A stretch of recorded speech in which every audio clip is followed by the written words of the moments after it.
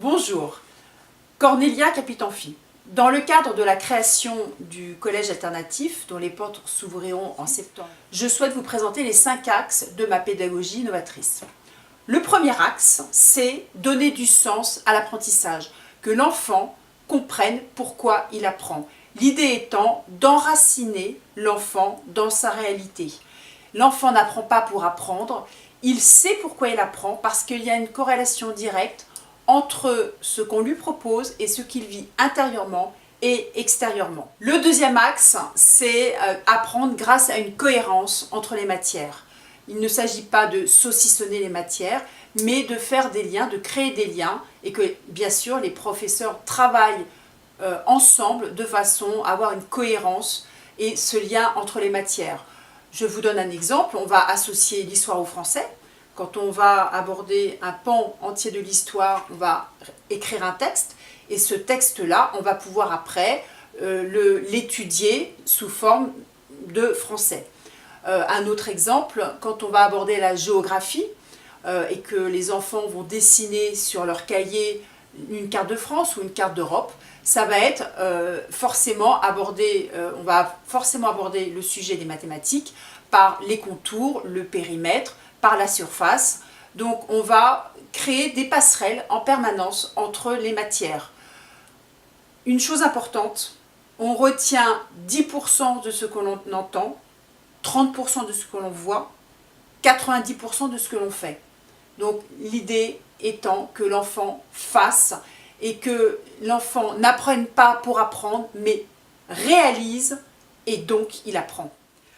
Le troisième point que je souhaiterais aborder dans ce projet de collège alternatif, c'est la gestion émotionnelle. N'oublions pas une chose, 90% de notre temps, nous vivons des émotions. Il s'agit donc d'accompagner nos enfants dans la découverte de leurs émotions, dans l'expression, dans la gestion de leurs émotions et dans le fait qu'ils soient compris. Et il n'y a pas une émotion que je veux mettre en avant, comme le sentiment, enfin l'émotion de la peur, qui est trop souvent une émotion que vit l'enfant au travers de la compétition, de l'évaluation, du regard du professeur, de la comparaison avec les petits copains. Il y a trop cette peur qui est mise en avant et pas assez ce besoin de sécurité. L'enfant, pour être un enfant heureux et épanoui, a besoin de cette sécurité. Et qu'à la place de la peur, je voudrais que l'enfant soit fier de lui, il soit satisfait et il soit heureux. Heureux de lui, heureux qu'il ait bien fait son travail et qu'il ait fait du mieux qu'il puisse.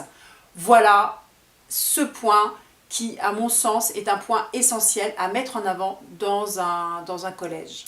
Le quatrième point, le quatrième axe pour moi, c'est la créativité.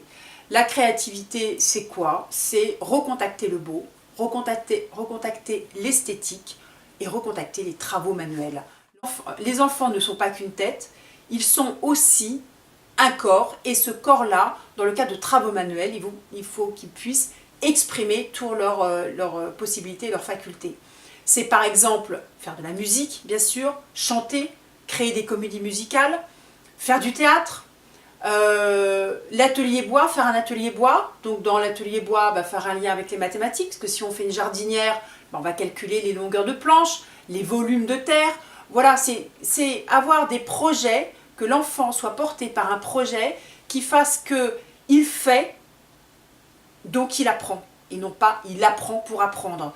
C'est dans son exercice corporel qu'il apprendra. L'idée, c'est aussi de développer le dessin, de reprendre dans l'histoire, d'accompagner, d'illustrer l'histoire par du dessin, que l'enfant ait plaisir à garder son cahier, comme nous, on a plaisir à feuilleter un livre qui nous plaît. C'est l'histoire de l'enfant qui est dans son cahier et l'histoire que l'on lui permet de poser par un beau cahier, en réalisant un beau cahier.